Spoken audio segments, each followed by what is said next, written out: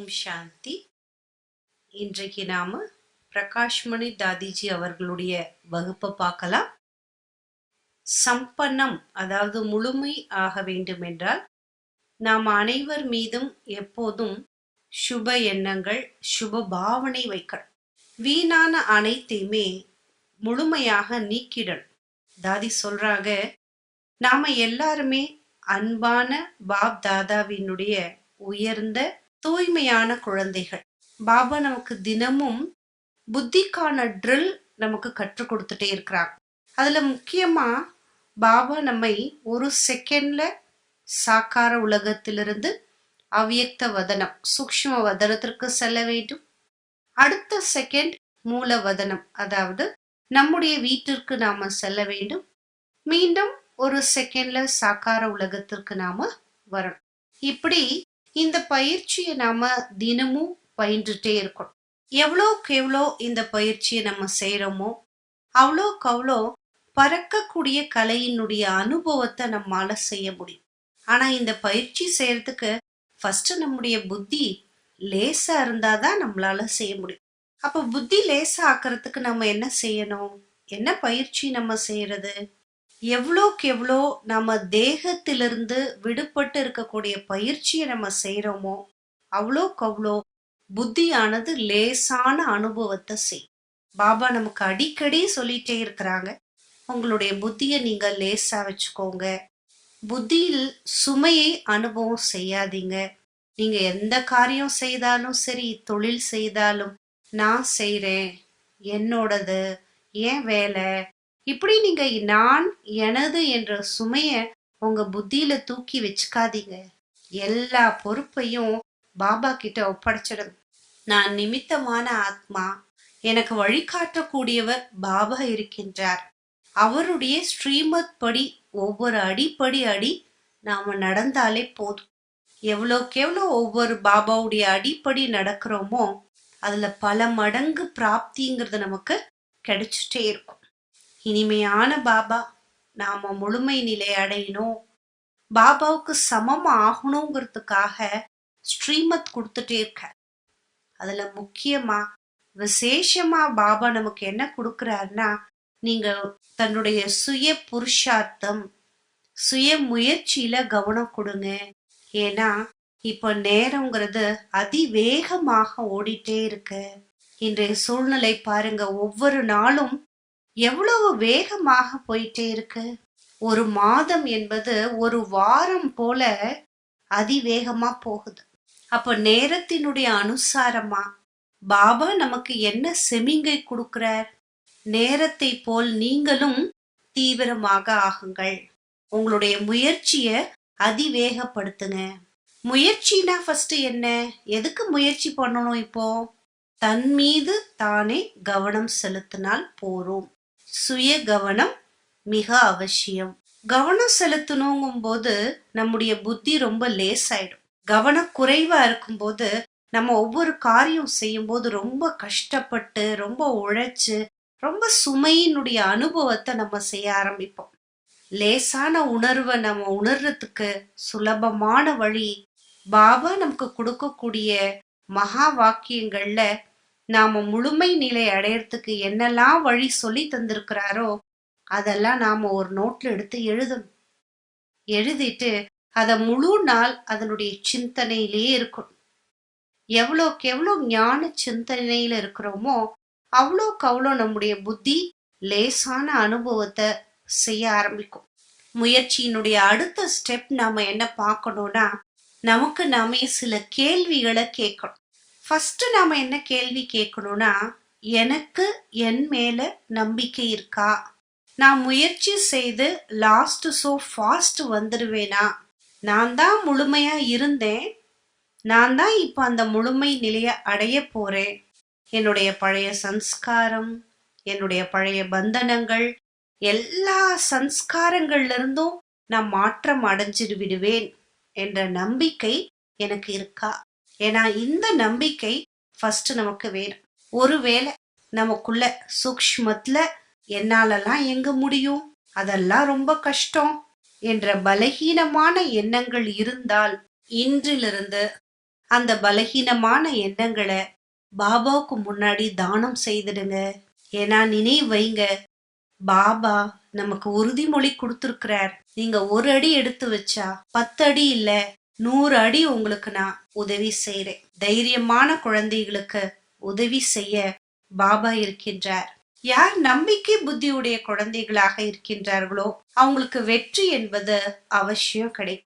அதனால முதல்ல நமக்கு என்ன வேணும்னா, தன் மீது முழு நம்பிக்கை என்பது வேணும். முழு நம்பிக்கை இருந்ததுன்னா பாபாவுடைய உதவி தானாவே நமக்கு கிடைச்சிடும். பாபா நமக்கு அத வரதானமா கொடுத்துருக்கிறார். ஃபர்ஸ்ட் சுயத்தின் மீது நம்பிக்கை வேணும். ரெண்டாவது பாபா மேல நமக்கு நம்பிக்கை வேணும். மூன்றாவது என்ன நம்பிக்கை வேணும்னா, நான் கல்பத்துக்கு முன்னாடி வெற்றி அடைந்த பாபாவுடைய குழந்தை. என்னுடைய நினைவு சின்னம் தான் வெற்றி மாலை. அந்த நம்பிக்கை நமக்கு இருக்கும்.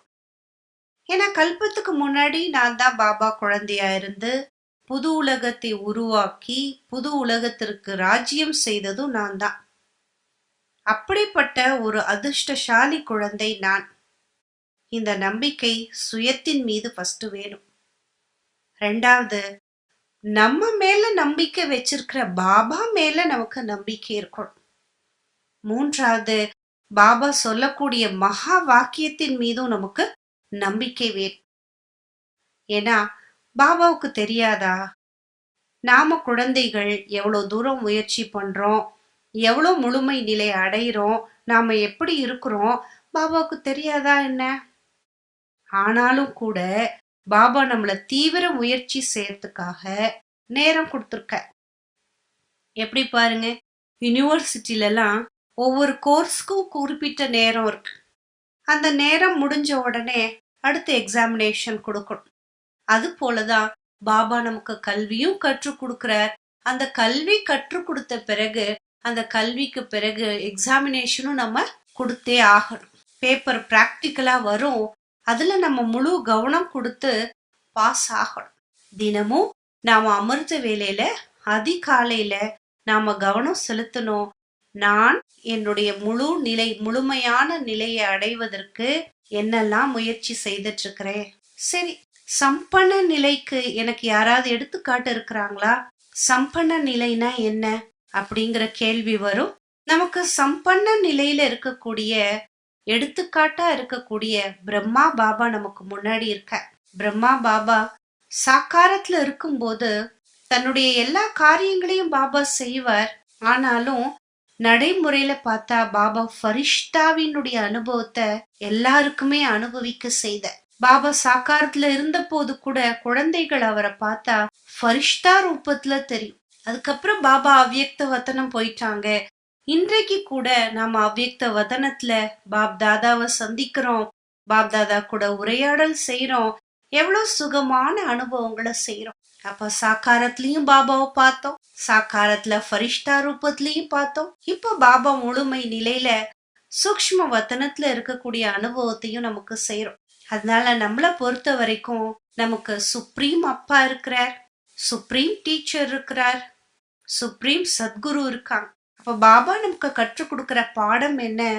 சாக்கார நிலையில இருங்க, சாக்கார நிலையிலிருந்து அவ்யக்த நிலைக்கு செல்லுங்கள், அவ்யக்த நிலையிலிருந்து நிராகாரமான நிலைக்கு நாம செல்ல வேண்டும்.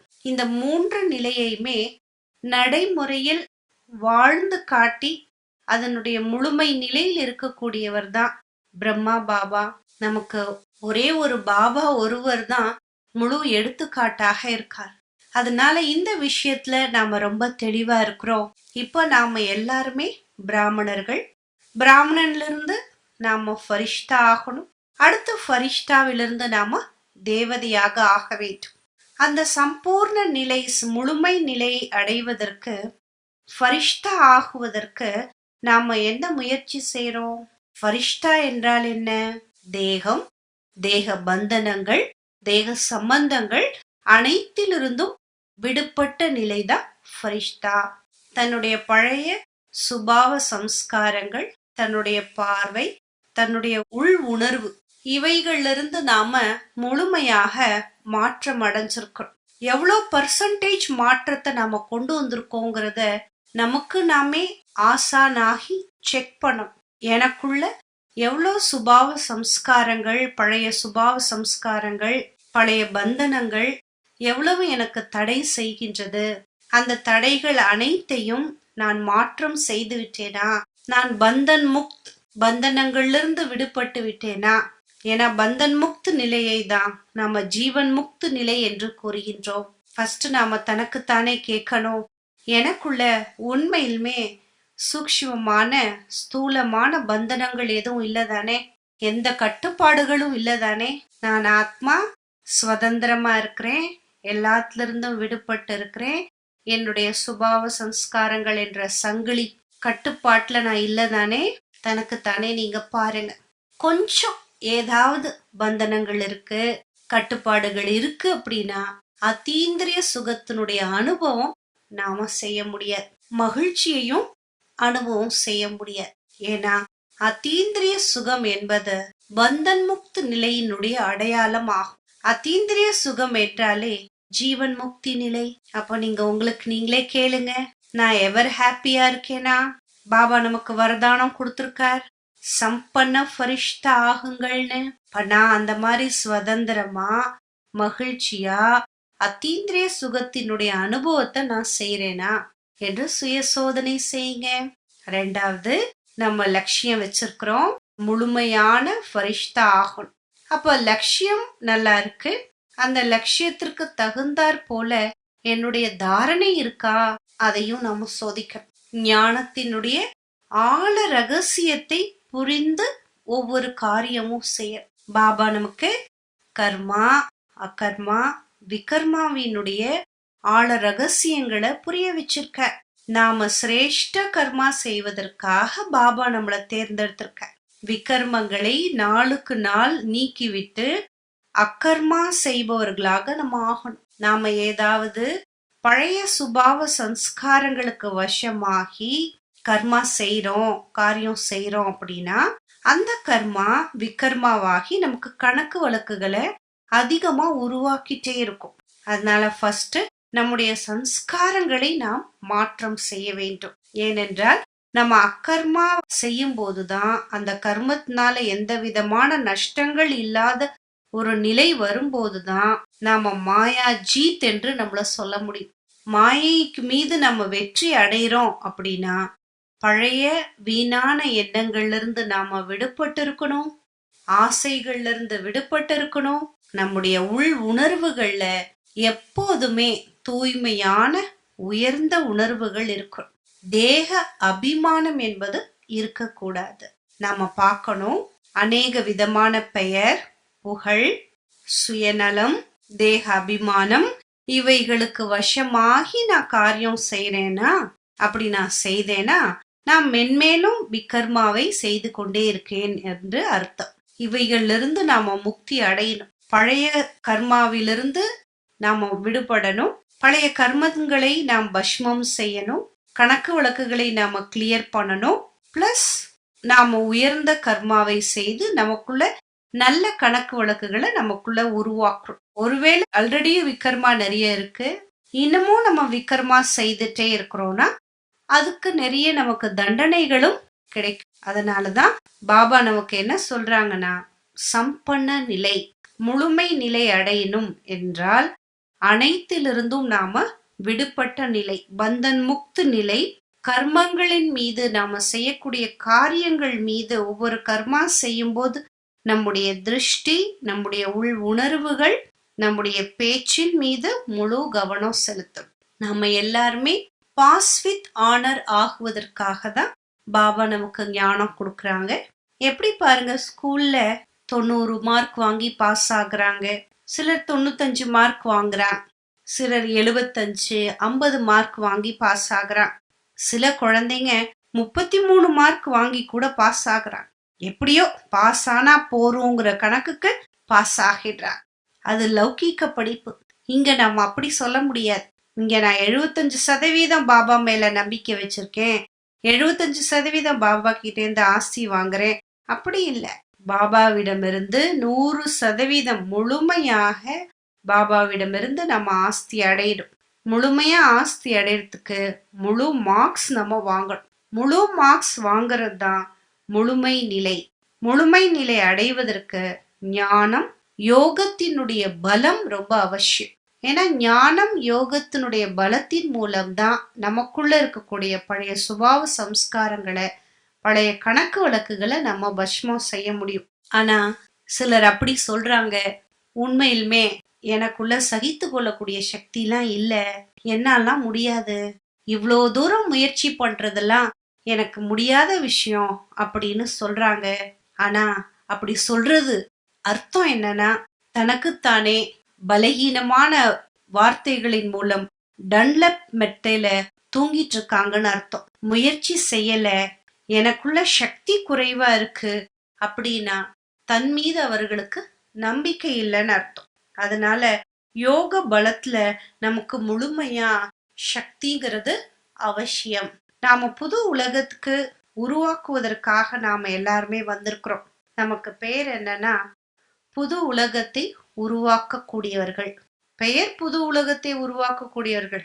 ஆனா காரியம், எனக்கு பெயர் வேணும், புகழ் வேணும், அப்படி வேண்டும் வேண்டும் என்ற வார்த்தைகளை நம்ம சொல்றோம் அப்படின்னா நம்முடைய பேருக்கு சம்பந்தமே இல்லையே. முழுமை நிலை அடையறதுக்கு நாம நம்முடைய கர்மத்தின் மீது கவனம் கொடுக்கணும். கர்மா, விகர்மா, அகர்மாவினுடைய ஆழ ரகசியங்களை புரிஞ்சு நாம காரியம் செய்யணும். ஒவ்வொரு காரியம் செய்யும் போதும் நான் எந்த விகர்மாவும் செய்யல, எந்த ஒரு பாவ காரியமும் நான் செய்யல, இந்த கர்மா செய்யறதுனால எனக்குள்ள சுமை அதிகமாகும்னா அதை நான் செய்யக்கூடாது. அப்படி ஒவ்வொரு கர்மத்தின் மீது கவனம் கொடுத்து நம்ம செய்ய யோக பலத்தின் மூலம் நாம நம்முடைய பழைய கணக்கு வழக்குகளை நாம கிளியர் பண்ணணும். முழுமை நிலையை அடைவதற்கு சுயத்தின் மீது கவனம் செலுத்தணும். அததான் நம்ம கர்மாத்தீத்த நிலை என்று சொல்றோம். நாம முழுமை நிலை அடைகிறோம்னாலே பாபாவுக்கு சமமா கர்மாத்தீத் நிலை அடைவது. நாம இப்ப முயற்சி செய்துட்டு இருக்கிறோம் நம்முடைய கடைசி பேப்பர் பாஸ் ஆகிறதுக்காக. நம்முடைய கடைசி பேப்பர் எதுனா கர்மாத்தீத் நிலை அடைவது.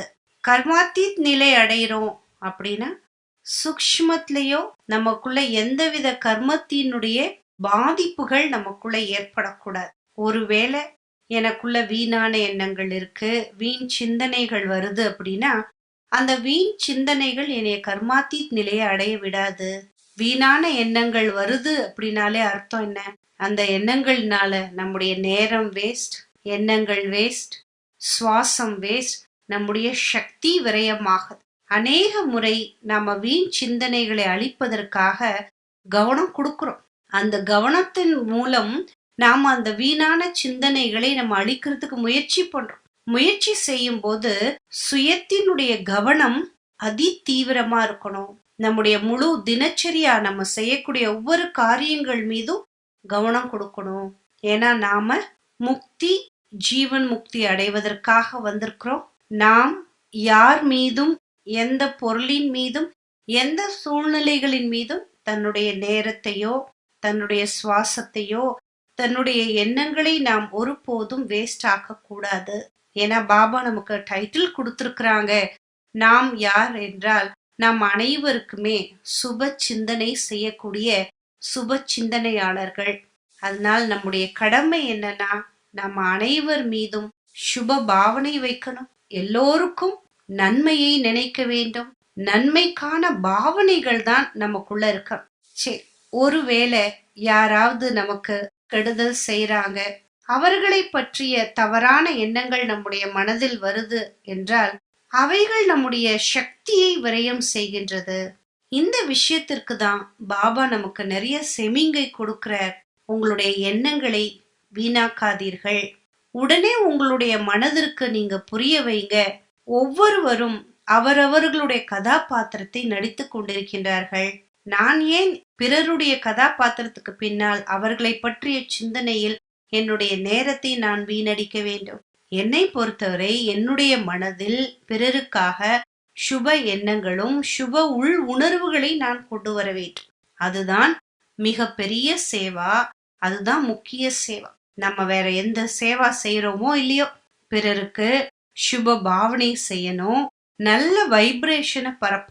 எது கிடைச்சாலும் சரி, கிடைக்கலனாலும் சரி, யார் வந்தாலும் சரி, போனாலும் சரி, நான் சுப பாவனையோடு, சுப ஆசைகளோடு அனைவருக்கும் ஆசீர்வாதங்களை கொடுத்து கொண்டே இருக்கணும். ஏனென்றால் நம்ம தாத்தா வள்ளல் பாபாவுடைய குழந்தைகள்.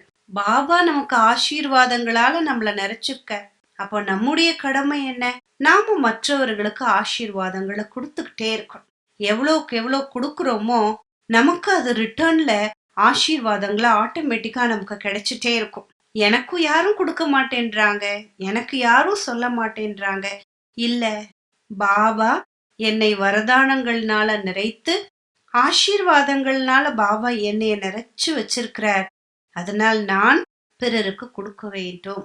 நான் என்பது இருக்கக்கூடாது. எவ்வளோக்கு எவ்வளோ நான் எனதுங்கிறது இல்லையோ அவ்வளோக்கு அவ்வளோ பிறருக்கு நாம ஆசீர்வாதம் கொடுப்போம். எவ்வளோக்கு எவ்வளோ பிறருக்கு ஆசீர்வாதம் கொடுக்கிறோமோ அவ்வளோக்கு அவ்வளோ நமக்கு அது ஆசீர்வாதங்களாக சேமிப்பாகிட்டே இருக்கும். பாபா நமக்கு சொல்லி கொடுத்த முதல் மந்திரம் என்னவென்றால், நிராகார நிலை, நிர்விகாரி நிலை, நிரகங்காரி நிலை. இது நம்முடைய முதல் பாடமும் இதுதான். நம்முடைய கடைசி பாபா நமக்கு சொல்லி கொடுத்த கடைசி மகா வாக்கியமும் இதுதான். நாம நிராகார நிலையில இருக்கணும், நிர்விகாரி நிலையில இருக்கணும், நிரகங்காரி நிலையில இருக்கணும். அப்பதான் வெற்றி மாலையில நாம மணியாக ஆக முடியும். பாபாவுடைய கழுத்துல வெற்றி மாலையா நம்ம ஆகணும்னா பாஸ் வித் ஆனர் ஆகணும். நம்முடைய எண்ணம், பேச்சு, செயல், நம்முடைய பார்வை, உள் உணர்வு அனைத்துமே பாபாவுக்கு சமமா நன்மை செய்யக்கூடியதாக இருக்கு. நமக்கு முன்னால் சாக்கார பாபா எடுத்துக்காட்டாக இருக்காங்க. பிரம்மா பாபாவை நாம பின்பற்றி பாபாவுக்கு சமமா ஃபரிஷ்தா ஆகணும். முழுமை நிலை அடைவதற்கு முயற்சி செய்யும் போது ஒருபோதும் கவலையோ அதுல மனக்குழப்பமோ மன அழுத்தமோ நாம் அடைய வேண்டிய அவசியம் இல்லை. நிறைய முறை பாபா நமக்கு நேரத்தினுடைய செமிங்கை கொடுத்துட்டே இருக்கிற குழந்தைகளே, நேரத்தை பாருங்கள். நேரத்தினுடைய அனுசாரம் நீங்கள் எல்லைக்கு அப்பாற்பட்ட வைராகியாக ஆகுங்கள். இந்த முழு உலகத்தின் மீது உங்களுக்கு வைராகியம் வேணும். ரெண்டாவது, எல்லைக்கு அப்பாற்பட்ட தியாகியாக ஆகணும். எல்லாத்துல இருந்தும் விடுபட்டவங்களா ஆகணும். எவ்வளோக்கு எவ்வளோ நாம வைராகியாக ஆகிறோம், தியாகியாக இருக்கோமோ, அப்போ தானாகவே நினைவு யாத்திரையில நம்ம சக்திசாலி ஆக முடியும். அஷரீரி ஆகுவதற்கான பயிற்சி நம்ம செய்யும் போது நமக்கு கடைசி நேரத்துக்கு அது ரொம்பவே உதவி செய்யும். பாபா நமக்கு அஷரீரி ஆகுவதற்கு பாபா நிறைய பாயிண்ட்ஸ் நமக்கு கொடுத்துருக்குறாங்க. அந்த ஒவ்வொரு பாயிண்ட்ஸையும் நம்ம நடைமுறையில பயிற்சி செய்யணும். எவ்வளோக்கு எவ்வளோ பயிற்சி செய்யறோமோ அந்த அளவுக்கு தான் 63 ஜென்ம சன்ஸ்காரங்களை நம்மால மாற்ற முடியும். நம்ம நினைக்கிறோம் என்னால முடியாது, நான்லாம் எங்க பாஸ் ஆக போறேன் அப்படின்னா நம்மளையே நமக்கு நம்பிக்கை இல்லை. அப்போ நம்ம பாஸ் எப்படி ஆவோம்? அதனால நீங்க சார்ட் எழுதுங்க. தன் மீது உங்களுக்கு நம்பிக்கை இருக்கா? அந்த சார்ட் பாபாவுக்கு கொடுங்க. பாபா நமக்கு ரொம்ப அழகான ஒரு வாய்ப்பு கொடுத்திருக்கிறார், வரதானம் கொடுத்திருக்கார். பறக்கும் கலையினுடைய அனுபவத்தை செய்யுங்கள். இது நேரம் பறப்பதற்கான நேரம். நடந்து போறதுக்கோ, நடந்து போய் களைச்சு உட்காருவதற்கோ, இல்ல ஓடுவதற்கோ நேரம் இல்லை. நாம பறக்கணும், பிறரையும் பறக்க வைக்கணும். எவ்வளோக்கு எவ்வளோ பறக்கக்கூடிய அனுபவத்தை நம்ம செய்யறோம், அவ்வளோ பிறரும் நம் மூலம் பறக்கக்கூடிய அனுபவத்தை செய்ய ஆரம்பிப்பான்.